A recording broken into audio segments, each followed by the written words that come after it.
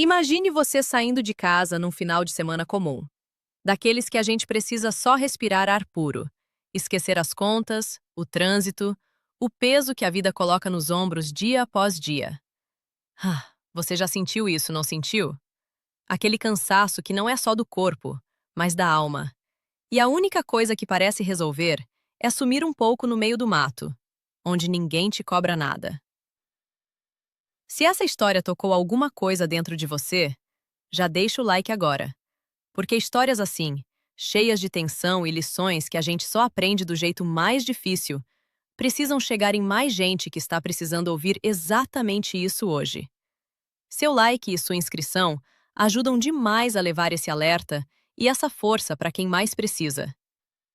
Agora respira fundo, porque o que eu vou te contar agora não é invenção de filme de terror. É algo que aconteceu com um grupo de trilheiros comuns, gente como você e eu que entrou numa mata, pensando que ia voltar para casa, com fotos bonitas e histórias leves para contar.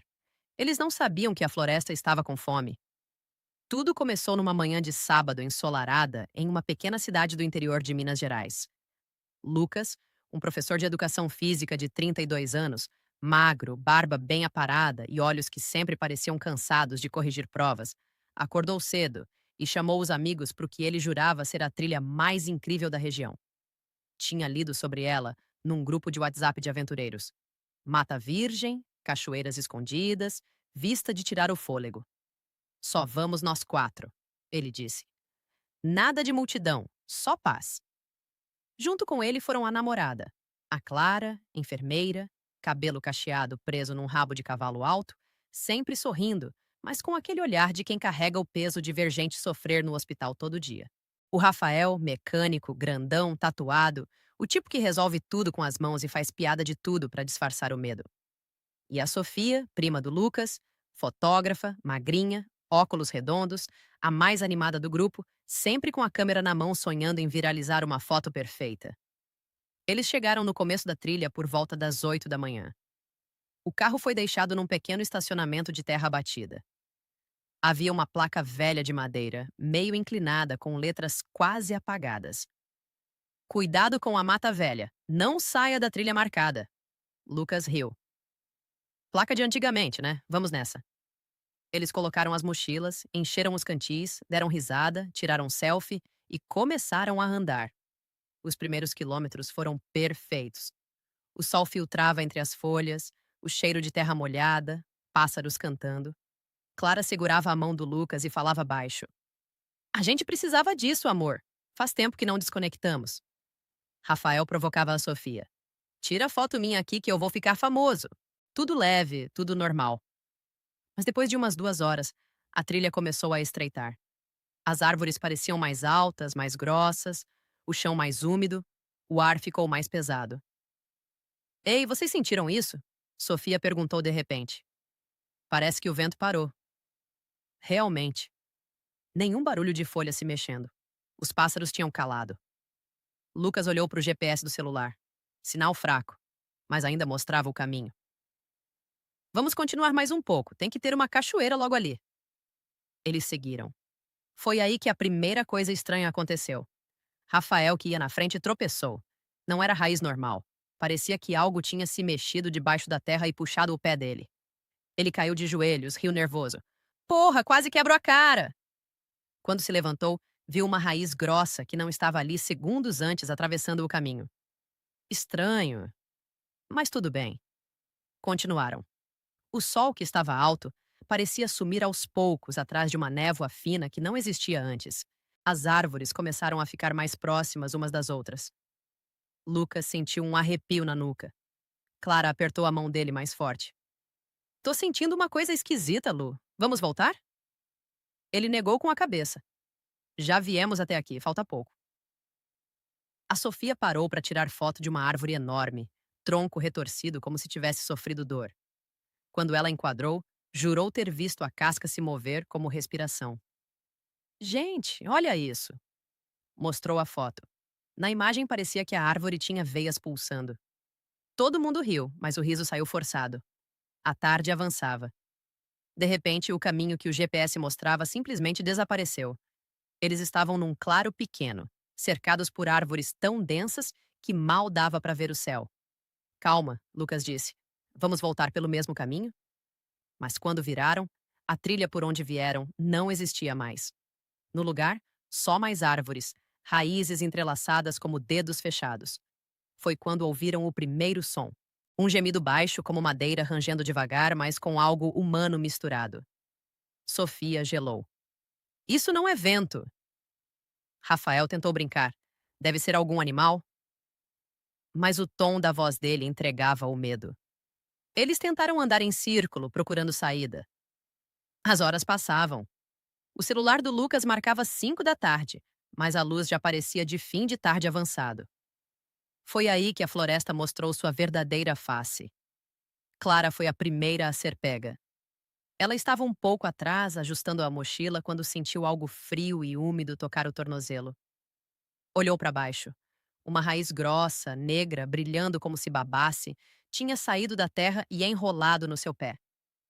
Lucas! Ela gritou. Ele virou e viu a raiz puxando. Correu, agarrou a namorada pela cintura. Rafael e Sofia ajudaram. Puxaram com toda a força. A raiz apertava mais. Clara gritava de dor. Tá me machucando, tá entrando na pele. Com um esforço desesperado, eles conseguiram soltar. A raiz recuou para a terra como cobra ferida. Mas o sangue escorria da perna da Clara. Eles correram. Correram sem direção, coração na boca, galhos batendo no rosto. Atrás deles, o rangido aumentava. Árvores inteiras pareciam se inclinar, galhos baixando como braços tentando agarrar. É impossível! Lucas gritava enquanto corria. A árvore não se mexe assim. Mas se mexiam. Devagar, mas se mexiam. Uma delas balançou o tronco e bloqueou o caminho. Rafael desviou por pouco. Sofia tropeçou, caiu. Uma raiz fina saiu da terra e envolveu o pulso dela. Ela gritou. Lucas voltou, cortou a raiz com o canivete que levava na mochila. Sangue verde, viscoso, jorrou da raiz cortada. O cheiro era azedo, podre. Eles conseguiram se juntar num pequeno espaço aberto.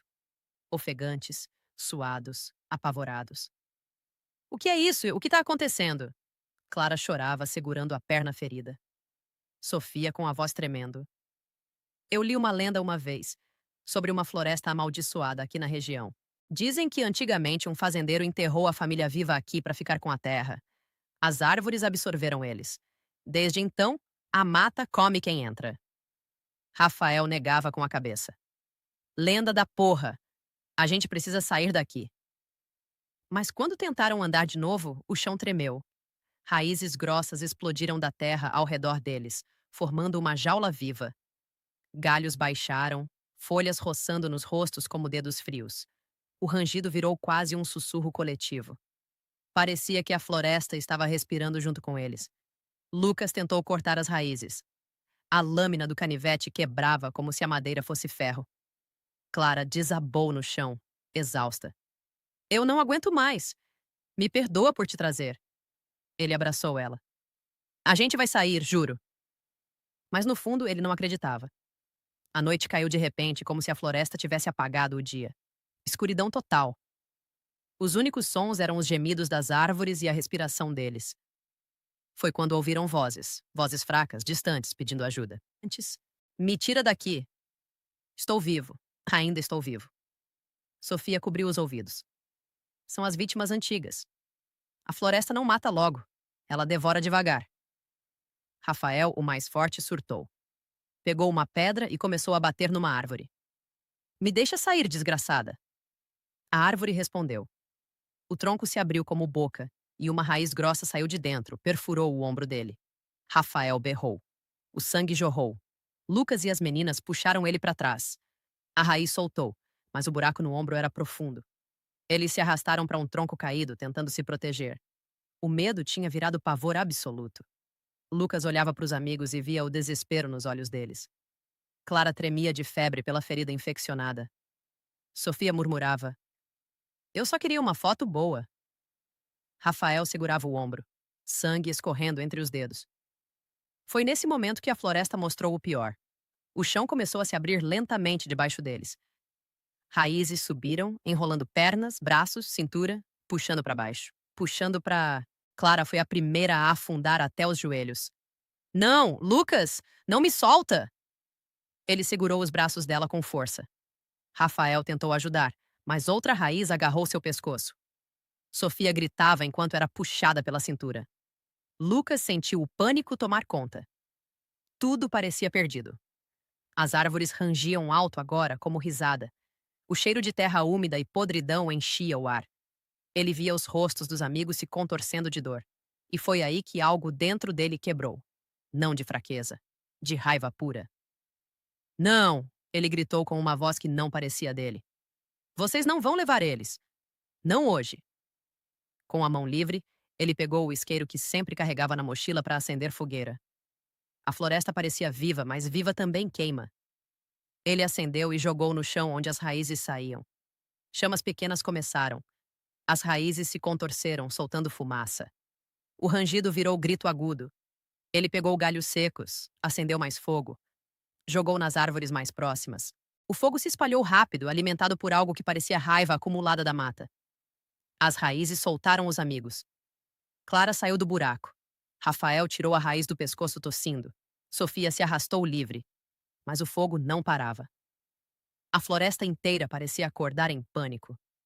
Árvores se mexiam violentamente, tentando apagar as chamas com galhos. Lucas reuniu o grupo. Corram!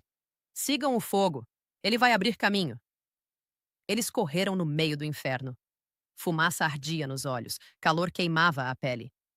Raízes ainda tentavam agarrar, mas mais fracas. Uma árvore enorme caiu na frente deles, bloqueando. Lucas não parou. Pegou o impulso e pulou por cima, ajudando os outros. Atrás, o chão desabava, como se a floresta estivesse digerindo a própria dor. Depois de minutos que pareceram horas, eles viram luz. Luz de verdade, não o brilho do fogo. A saída. Saíram tropeçando, caindo na estrada de terra onde o carro estava.